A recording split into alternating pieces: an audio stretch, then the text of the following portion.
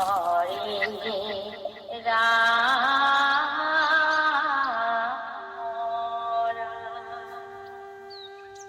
ও নমো ভগবতে বাসুদেবায় সকল নিগম কল্পতৰু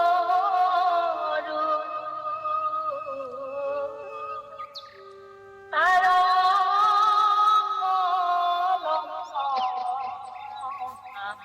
ভাগৱত মুখে আহি ভূমিত ভৈলাবী ৰসত চতুৰ যিটো কৃষ্ণ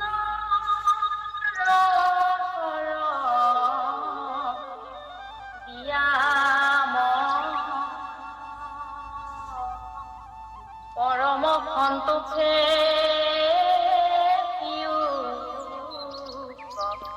ৰসমৃত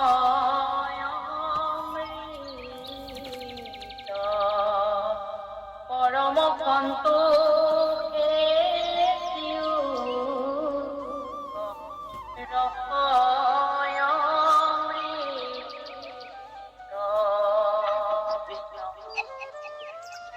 একাদশ স্কন্ধ উদ্ধৱ সংবাদ শ্ৰীকৃষ্ণৰ বৈকুণ্ঠ প্ৰয়াণ। আজি ৩০৬ ফুটৰ পৰা আছে। বাপ আমি ৩ ফুটকে গাই যাম কৃষ্ণ কৃষ্ণ। এৰা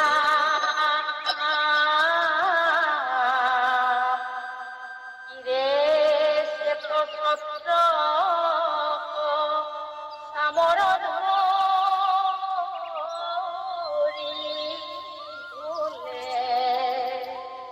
সপয় পৰিয়ানত ভাতে বোলে বজাই মৃদংগ নাকৈ নৰ্তকী প্ৰধান অ বীৰগণে দুই পাশে ৰহিলা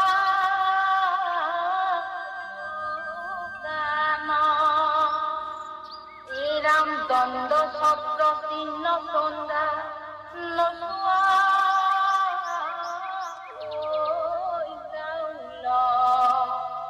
মহাপৰিচ্ছেদে জগত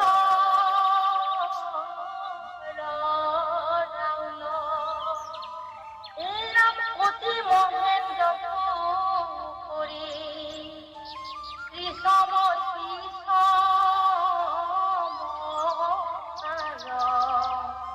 জ্বলন্ত সমুদ্ৰৰঞ্জী দয়কী কুমাৰ কৃষ্ণ কৃষ্ণ কৃষ্ণ বা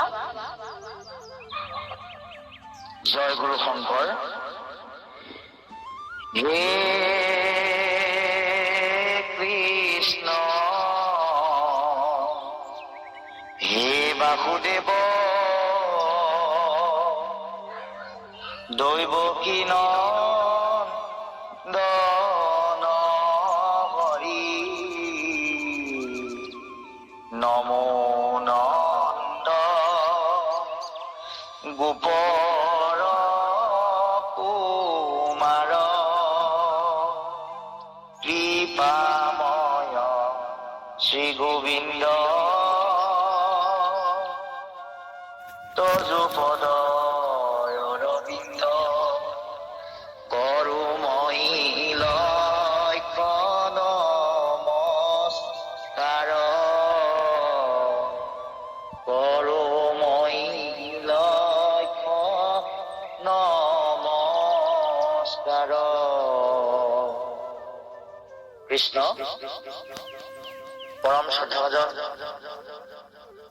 বসুতি মঠন ক্ষেত্ৰৰ পৰম সন্মানীয় সভাপতি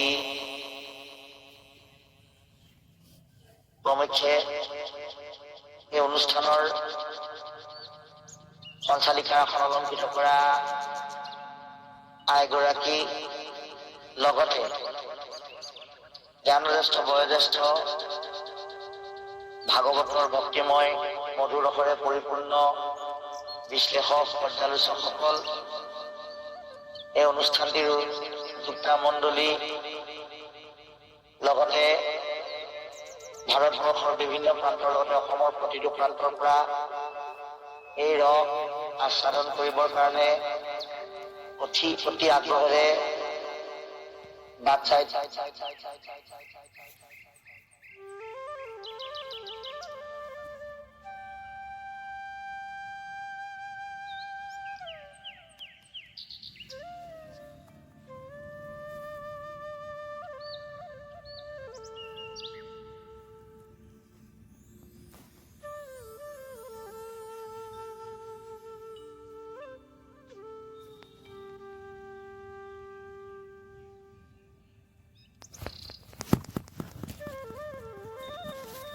অতৰ্কিতে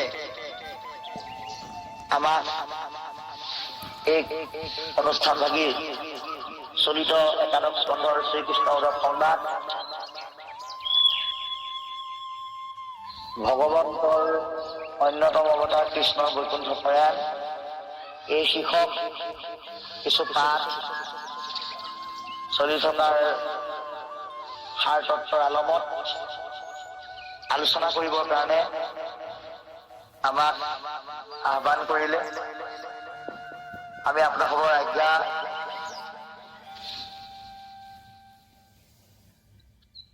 শিৰত লৈ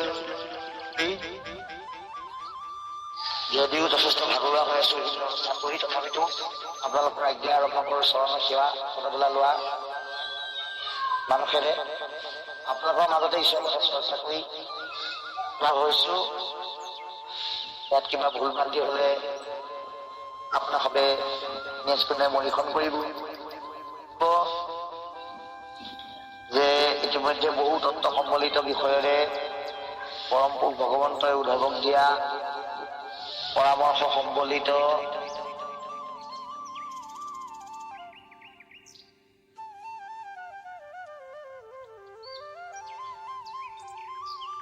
বিষয়বোৰ আপোনালোকে অতি সুন্দৰকৈ শ্ৰৱণ কৰিলে।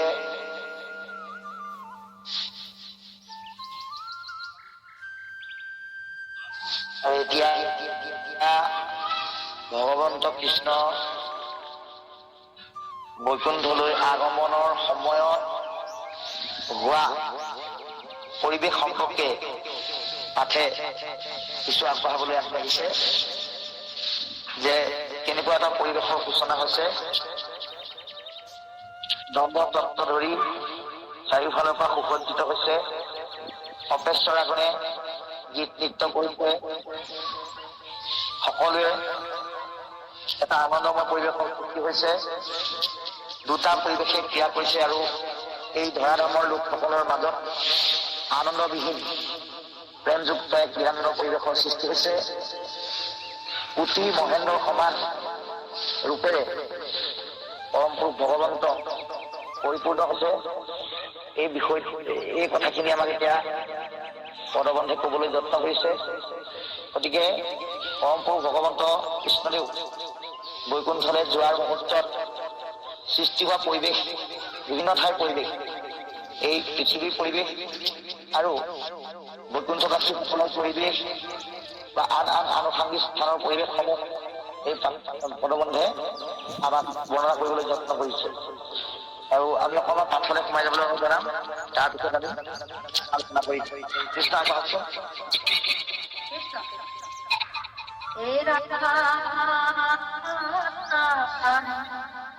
দেখি বিমঙ্গল ঘোৰয়ো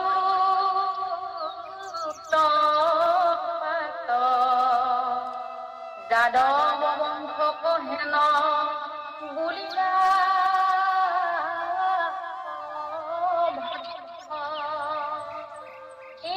দেখা যদু বিজ হব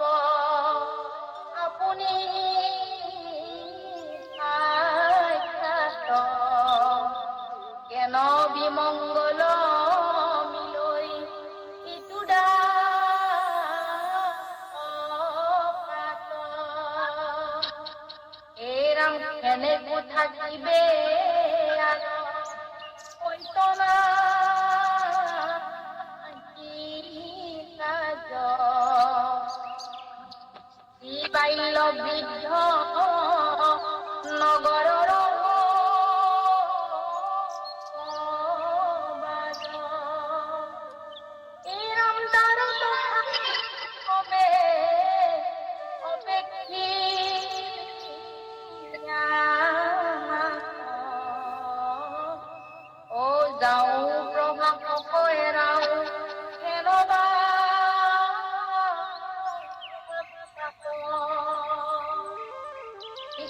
কৃষ্ণ কৃষ্ণ কৃষ্ণ। এতিয়া আমি এটা কথা প্ৰত্যেকে উপলব্ধি কৰিব লাগিব। আমি এতিয়া পৰমাৰ্থিক আৰু তাত্ত্বিক বিষয়লৈ আহিছো যে আমাৰ জগতখনত বা আমাৰ পৰিৱেশত বা আমাৰ জীৱ সমষ্টৰ ভিতৰত, মই অন্য জীৱৰ কথাই নকওঁ, বিশেষকৈ জীৱশ্ৰেষ্ঠ মানৱৰ কথাই কওঁ। আমি মানুহে দুটা দিশৰ দ্বাৰা আমি পৰিচালিত হৈ আছো। এই দুটা দিশ হ'ল ভাল আৰু বেয়া, আন্ধাৰ আৰু পোহৰ, অমংগল আৰু সুমংগল। এইকেইটা ভাৱনাৰ দ্বাৰাই আমি পৰিচালিত হৈ আছো। এতিয়া আমাৰ মানুহৰ এটা ডাঙৰ স্বভাৱগত বৈশিষ্ট্য আছে। এইটো হয়তো আমাৰ দেহাত্মা বিবেকৰ কবলত পৰাৰ কাৰণে হয়, যাৰ কাৰণে আমি স্বাভাৱিক জীৱনত ভাল বিলাক হলে আমি ঈশ্বৰে কৰিছে বুলি কওঁ, ভাল বিলাক হলে আমি নিজে কৰিছো বুলি কওঁ, আৰু বেয়া বিলাক হলে আমি ঈশ্বৰৰ দ্বাৰা সংগঠিত হৈছে বুলি আমি ভাবি লওঁ। কিন্তু এই ধাৰণাটো আমাৰ একেবাৰে ভুল ধাৰণা। ভালৰ গৰাকীও পৰমপুৰুষ ভগৱন্ত, বেয়াৰ গৰাকীও কিন্তু পৰমপুৰুষ ভগৱন্ত। আপোনাৰ দেহ মন পৰিৱেশত হোৱা সুমংগল বিলাকো ভগৱন্তই আনিব, বিমংগল বিলাকো ভগৱন্তই আনিব। কাৰণ তেওঁ সৰ্ব অন্তৰ্যামী, গতিকে সকলোৰে অন্তৰৰ কথা তেওঁ জানে, জীৱক কেনেকৈ পৰিচালনা কৰিব লাগে তেওঁ জানে। সেইকাৰণে তেওঁ ভাল বিলাকো দিয়ে, বেয়া বিলাকো দিয়ে। এইটো যদি সঁচা কথা হয়, তেওঁ পৰমপুৰুষ ভগৱন্ত বৈকুণ্ঠলৈ যোৱাৰ প্ৰাক মুহূৰ্তত পৃথিৱীত, বিশেষকৈ দ্বাৰকাত, ইয়াত দ্বাৰকাৰ উদাহৰণেৰে দেখুৱাইছে যে দ্বাৰকাত সুমংগলৰ বিপৰীতে বিমংগল হৈছে কৃষ্ণ যোৱাৰ এয়া 1 নম্বৰ অহনি সংকেত, কৃষ্ণ যাবলৈ লোৱা। গতিকে সেই বিমংগলত চাৰিওফালৰ পৰা উৎপাত আৰম্ভ হৈছে, অত্যাচাৰ অনাচাৰৰ অসুন্দৰ অহনি সংকেত পোৱা গৈছে। আৰু আমি ইতিমধ্যে কৈছো যে ভালৰ সৃষ্টি আৰতো ঈশ্বৰেই হাত থাকে, বেয়া সৃষ্টি আৰতো ঈশ্বৰৰে হাত থাকে। এতিয়া যদুবংশটো ভগৱন্ত বৈকুণ্ঠলৈ যাব, তেওঁ লগত যদুবংশৰ লোকসকলক লৈ যাব লাগিব। এতিয়া লৈ যাবৰ কাৰণে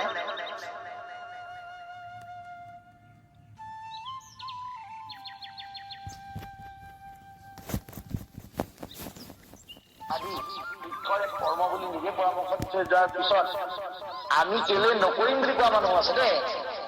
এতিয়া কথা হ'ল কি, কৃষ্ণই যদুবংশৰ লোকসকলক তীৰ্থ কৰিবলৈ, দান কৰিবলৈ কৈছে। এয়া শাস্ত্ৰৰ নিয়ম বুলি কৈছে। সেই কথাক আমি নৎসাত কৰিব নোৱাৰো। হয়, কৃষ্ণই কৈছে, এইটো সঁচা।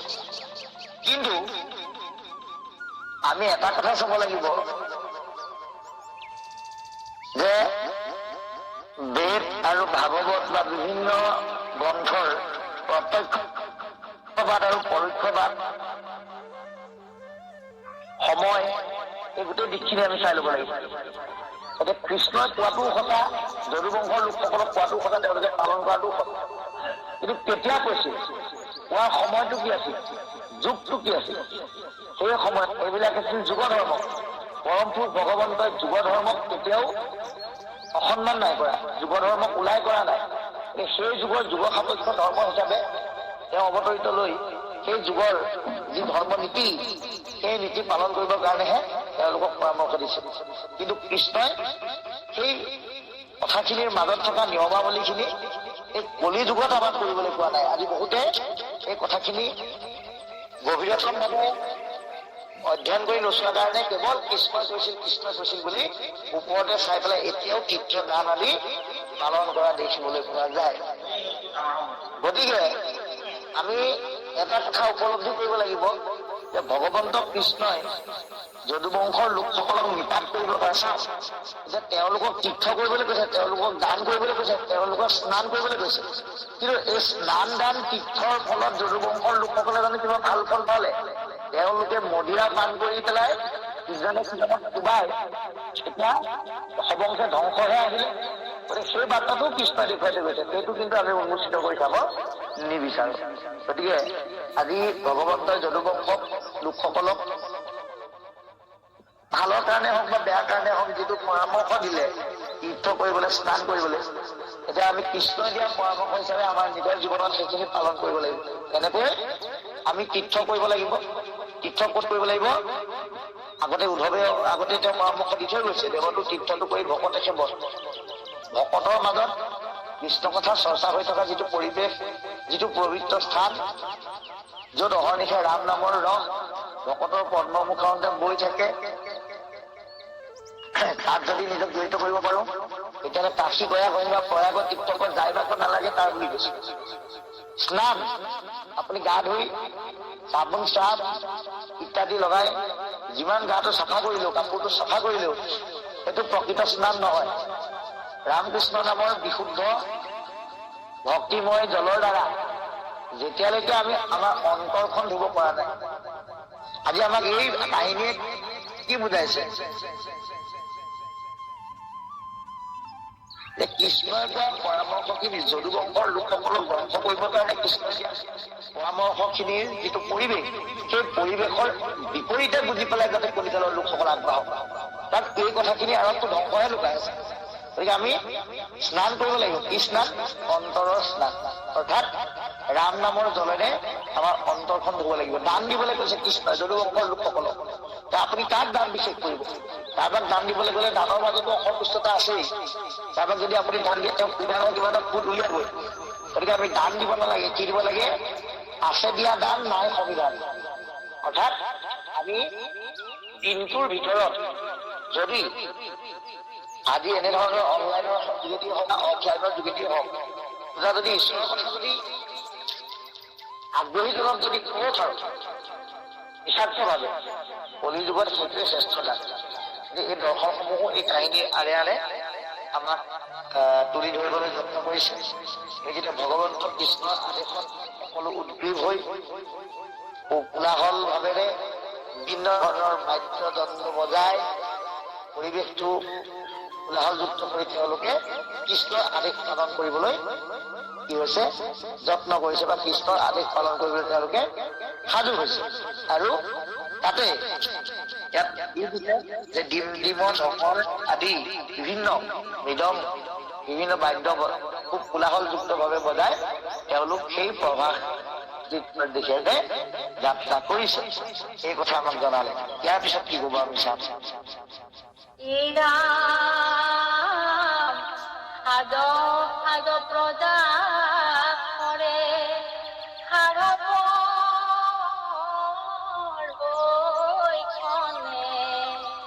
কৰৈ উত্ৰাৱল লোক চলিবা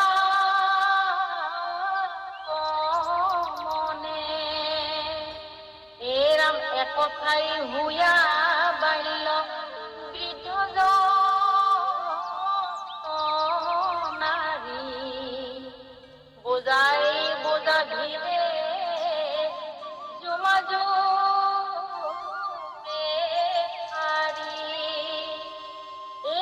দুৱাৰত ৰৈল প্ৰজা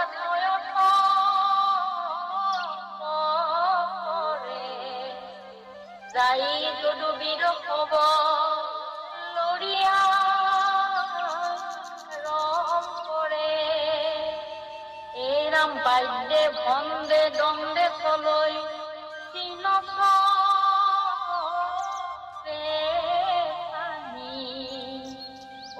হয় ভক্তি গীধে লৰৈ সঘনে ধৰণী। কৃষ্ণ বা কৃষ্ণ।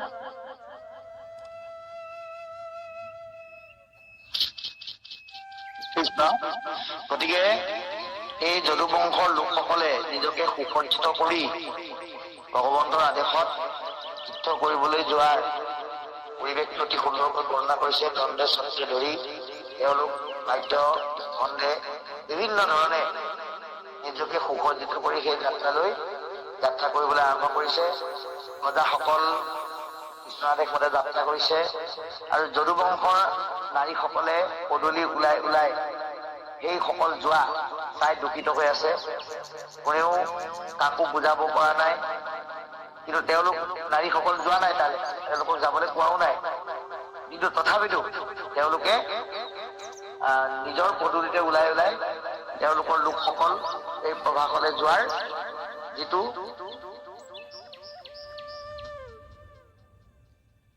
যাত্ৰা, সেই যাত্ৰা তেওঁলোকে কি কৰিছে চাই আছে বুলি জনাইছে। গতিকে এই লোকসকল এনেধৰণে এতিয়া এই প্ৰভাসলৈ গতি কৰিব আমি সুন্দৰকৈ গম পাইছো ভগৱতৰ মৰ্মে। গতিকে গৈ গৈ তেওঁলোকে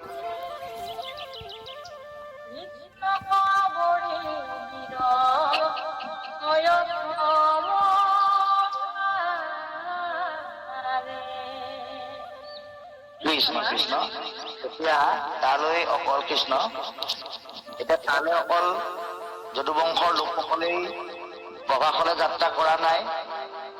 হয় হস্তি অৰ্থাৎ হাতীকে আদি কৰি বিভিন্ন ভয়ংকৰ জন্তুসকলো তেওঁলোকৰ লগত সেই যাত্ৰাত অংশগ্ৰহণ কৰিছে। গোটেই যাত্ৰাটো যি যাত্ৰা পৰ্বত আকাৰে মানে যোৱাৰ এটা অৱয়ব বা এটা পৰিৱেশ আমাক দেখুৱাইছে। গোটেই হাতী ঘোঁৰা জন্তু জানোৱাৰৰ সৈতে তেওঁলোকে যোৱা যাত্ৰাটো আঁতৰৰ পৰা দেখিবলৈ এটা ডাঙৰ পৰ্বত গতি কৰাৰ নিচিনা হৈছে বুলি আমাক জনাইছে। গতিকে তেওঁলোক যেতিয়া এনেকৈ গৈছে, গৈ পেলাই তেওঁলোকে ইমানেই সেই যাত্ৰাত আনন্দত ক'ব নোৱাৰা হৈছে। কাৰণ কৃষ্ণই কৈছে আমি এখন প্ৰভাসলৈ যাওঁ, তেতিয়াহে আমি এই উৎপাতৰ পৰা মুক্ত হ'ব পাৰিম। তেওঁলোকে আৰু আনন্দিত হৈছে। গতিকে তেওঁলোকে গৈ থাকোতে তেওঁলোকৰ ভৰিত যদি কাঁইটেও পিন্ধিছে, তথাপিতো কিন্তু তেওঁলোকৰ সেইবিলাকৰ প্ৰতি ভূক্ষেপ নাই। ডাঙৰ ডাঙৰ কাঁইট তেওঁলোকে ভৰিৰে গছকি মোহাৰি গৈছে, তথাপিতো তেওঁলোকৰ ভৰিত যদি কাঁইট সোমাইছেও তেজো ওলাইছে, সেইবিলাকৰ প্ৰতি তেওঁলোকৰ কোনো ভূক্ষেপ নাই। কেৱল গন্তব্যস্থান পাবগে লাগে এই চিন্তাৰে তেওঁলোক মানে যাত্ৰা কৰিছে। গতিকে কৃষ্ণক আৱৰি তেওঁলোক গৈ গৈ সেই সাগৰৰ পাৰ পালেগৈ। আমাক এই কথা জনাইছে তেওঁলোকে তীৰ্থ কৰিবলৈ যাওঁতে বিভিন্ন ধৰণে লৈ যোৱা সকলো সংগীৰ এক সুন্দৰ আবৃত যাত্ৰা কৰি কৰি কৃষ্ণক লগত লৈ গৈ তেওঁলোক সেই সাগৰৰ পাৰত ইতিমধ্যে উপস্থিত হৈছে। এই কথা আমি ইতিমধ্যে গম পালো। গতিকে আমাৰ জীৱনলৈ যেতিয়া প্ৰচণ্ড দুখ নামি আহে আৰু সেই দুখে যেতিয়া আমাক ধ্বংসৰ মাজলৈ লৈ যায়, ধ্বংসৰ মাজলৈ গৈ থকা সকলে নিজে যে মই ধ্বংসৰ ফালে গৈ আছো সেইটো কথা উপলব্ধি কৰিব নোৱাৰে। তেওঁলোকৰ বিবেকটো দংশিত হৈ যায়। কৃষ্ণৰ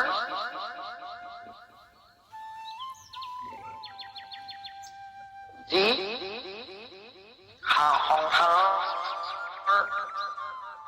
মহাচন্ন মায়া, এই মায়াই তেওঁলোকৰ মনটো সম্পূৰ্ণৰূপে স্তব্ধ কৰি পেলায়, যাৰ কাৰণে তেওঁলোকৰ বিবেক দংশিত হয়। আৰু সেইকাৰণে তেওঁলোকে কি কৰি আছে নিজে গম নাপায়।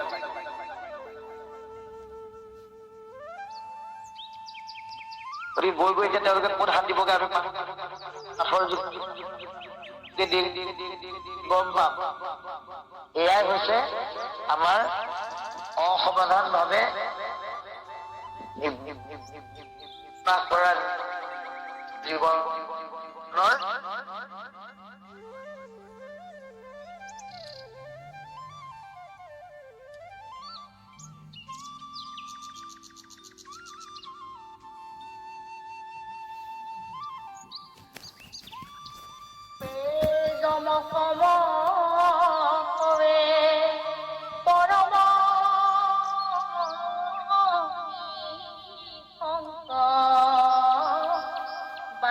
ভণ্ড আন্দোলে সৰ্বতোলা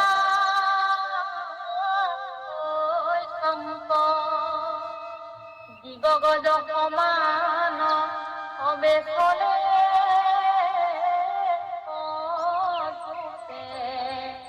প্ৰভাসক পাইলা কবে পৰম জ্ঞানৰূপে।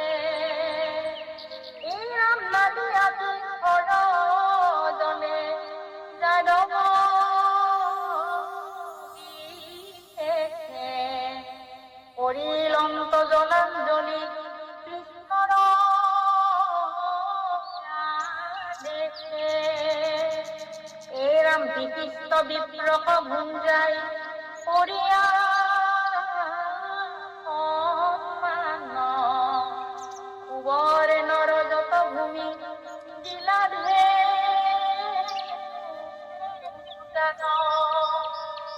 কৃষ্ণবাদ জানা কৃষ্ণ। এতিয়া তেওঁলোকে কৃষ্ণৰ আদেশত প্ৰশাসনে যাওঁতে কি হৈ গৈছে বুলি কৈছে, তেওঁলোক শংকামুক্ত হৈ গৈছে বুলি কৈছে, নিশংক, শংকা নাই। গতিকে তেওঁলোকে মনত ভাবিছে আনন্দ কৰিবলৈ যাম, লগত কৃষ্ণ আছে, কৃষ্ণকে যেন তেওঁলোকৰ বংশৰ সুযোগ্য বীৰ বুলি তেওঁলোকে ইতিমধ্যে পৰিচয় লৈছে। আৰু ইতিমধ্যে কৃষ্ণই কৰা অলৌকিক কৰ্ম তেওঁলোকৰ দৃষ্টিত সেয়া বীৰত্বৰ কৰ্ম বুলি ভাবিছে। গতিকে লগত যেতিয়া কৃষ্ণ আছে তেওঁলোকৰ কোনো চিন্তা নাই। সেইকাৰণে তেওঁলোক নিসংকুচিত মনে তেওঁলোকে গৈ তাত উপস্থিত হৈছে। আৰু তেওঁলোকে তালৈ গৈ যি বাদ্যযন্ত্ৰ বজাইছে সেই বাদ্যযন্ত্ৰৰ শব্দ তেওঁলোকে যাওঁতে বজাই যোৱাৰ তাত গৈ পেলাই বজাই যোৱা বাদ্যযন্ত্ৰৰ শব্দই ইমান এটা কোলাহলৰ সৃষ্টি কৰিছে, যি শব্দ পৃথিৱীৰ পৰা স্বৰ্গলৈকে আৰু বৈকুণ্ঠলৈ যাত্ৰা কৰা পৰম পুৰুষ ভগৱন্তই দেখুৱাই দিয়া এই লীলাৰ যোগেদি আমাক বুজাইছে যে সাগৰৰ তীৰৰ পৰা সেই শব্দ আকৌ স্বৰ্গলৈকে দেখিছে। ইমান তুমুল শব্দ, ইমান ডাঙৰ শব্দ কৰি তেওঁলোকে বাদ্যযন্ত্ৰ বজাই আনন্দ কৰি সেই সাগৰৰ পাৰত উপস্থিত হৈছে। গতিকে এই কথাখিনি আমাক পদবন্ধে জানিবলৈ দিছে। আৰু কৃষ্ণৰ আদেশত তেওঁলোকে কি কৰিছে, স্নান কৰিছে। এতিয়া যদুবংশৰ লোকসকলে স্নান কৰিছে কৃষ্ণৰ আদেশত, এইটো এটা বৰ ডাঙৰ তত্ত্ব। এই কথাটোকে যদি আমি আমাৰ আধ্যাত্মিক বা পৰমাৰ্থিক চিন্তাৰে চাওঁ, আমিও কিন্তু আমাৰ স্নানটো কৃষ্ণৰ আদেশত কৰিব লাগে। গুৰুজনাই দিয়া আদেশত, ভগৱন্তই দিয়া আদেশত আমি স্নান কৰিব লাগে। দৈনন্দিন ৰাতিপুৱা দুপৰীয়া ধোৱা গা ধোৱাটো স্নানৰ কথা কোৱা নাই।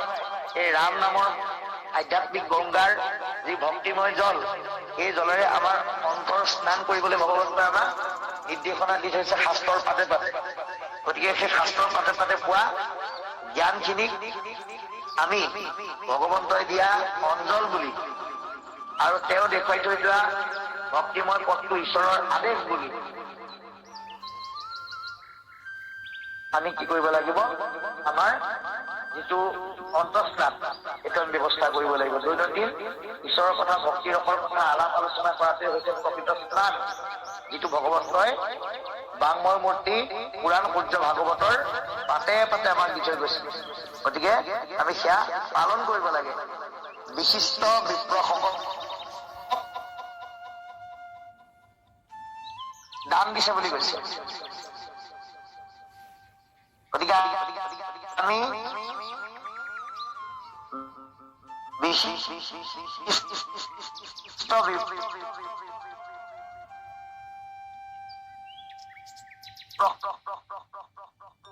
সকলক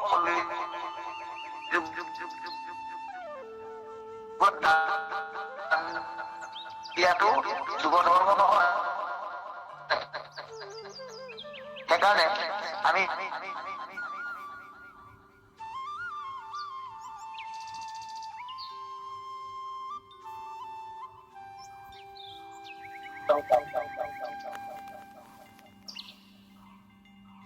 কৃষ্ণ কৃষ্ণ বাপ, আপুনি অকণমান ইফাল সিফাল কৰি ল'ব, আপোনাৰ নেটে বৰ দিগদাৰ কৰিছে। কৃষ্ণ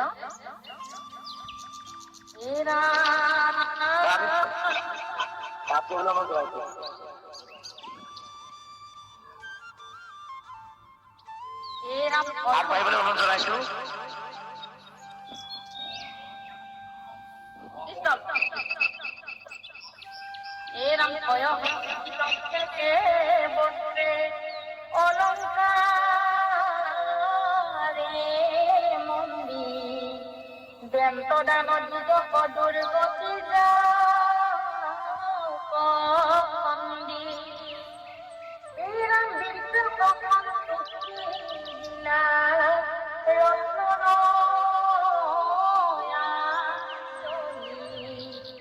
বখিলা তীরত পাশে যত বলি এরাম সুন্দর শরীর মহাবাহু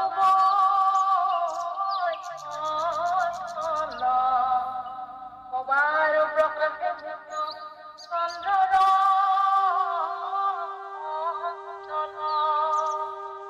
এরাম কীর্তি কুঞ্জলে সৃষ্টি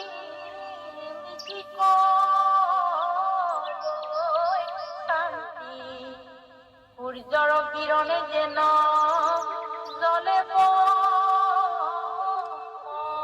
শান্তি কৃষ্ণ বা